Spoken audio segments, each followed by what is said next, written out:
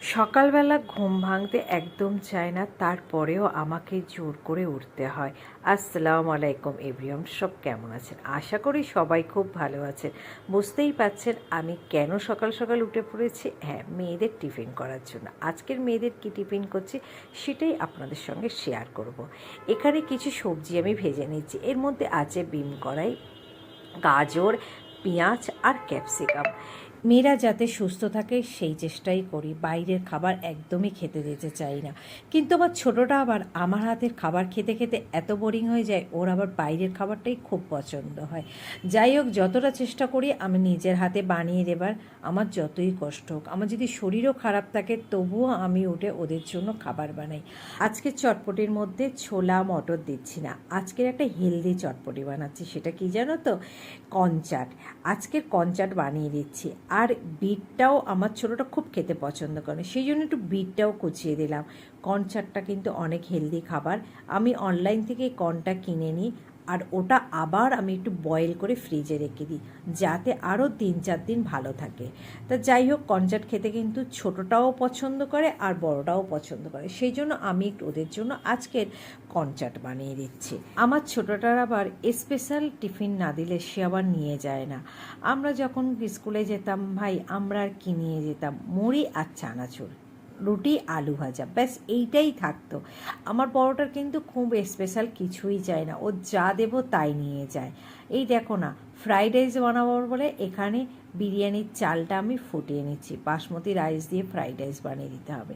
এমনি নর্মাল যদি ভাত দিয়ে আমি ফ্রাইড রাইস বানাই, ওর আবার ভালো লাগে না খেতে। যাই হোক, একটু পছন্দ যখন করে আর করিয়েই দিলাম, কি করব। সকালবেলা চিয়া সিড ভিজিয়ে রেখেছিলাম, আর তার সঙ্গে আজকে কি দিচ্ছি জানো তো? এটা হচ্ছে কুতিলা। এই গরমের সময় যদি চিয়া সিডের সঙ্গে কুতিলা, মধু, একটু লেবুর রস দিয়ে খাওয়া যায় না, অনেক ভালো লাগে। শুনেছি কুতিলা খেলে পেট অনেক, যখন শুনেছি তখন কেন বানিয়ে দেব না। মেয়েদের জন্যও রেডি করে নিচ্ছি, আমার বরকেও দিয়ে আমি নিজেও খাই। কারণ সকালবেলা এটা আমি না বানিয়ে দিলে আবার কেউ খাবে না। এক একদিন যদি ভুলে যাই, কারোরই খাওয়া হয় না। সেই জন্য ওদেরগুলো গ্লাসে ঢেলে নিয়ে আমি এবার আধ গ্লাসের মতন কুতিলাটা খেয়ে নিচ্ছি। এইটা কিন্তু রান্না করতে করতেই খাচ্ছি, কারণ এরপরে আর আমার টাইম হবে না, আমি নিজেই ভুলে যাব।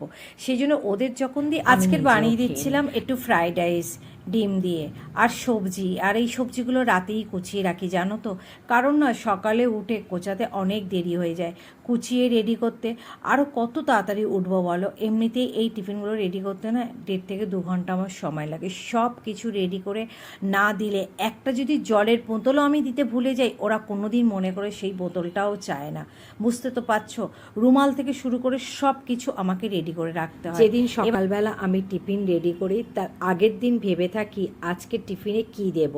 কারণ হঠাৎ করে সকালবেলা আমি একদম ডিসিশন নিতে পারি না কি টিফিন রেডি করব, কোনটা হবে। এতে আমার কাজ অনেক স্লো হয়ে যায়, মাথা তখন বেশি খারাপ হয়ে যায়।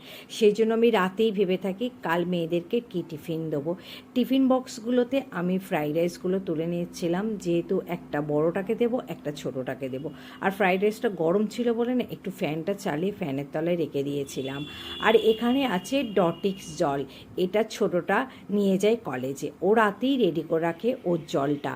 ওই জলটার ভেতরে দিয়েছে শসা, পুদিনা, লেবু টুকরো টুকরো করে, আর গাজর আর বিট। খেতে না টেস্ট লাগে না একদমই, কিন্তু অনেক উপকার, সেই জন্যই ও রেডি করে নেয়।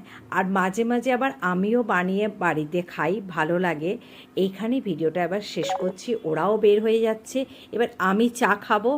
ভালো লাগলে অবশ্যই সবাই লাইক কমেন্ট করে দেবেন, আর চ্যানেলটাকে ফলো করবেন। Tata, bye bye.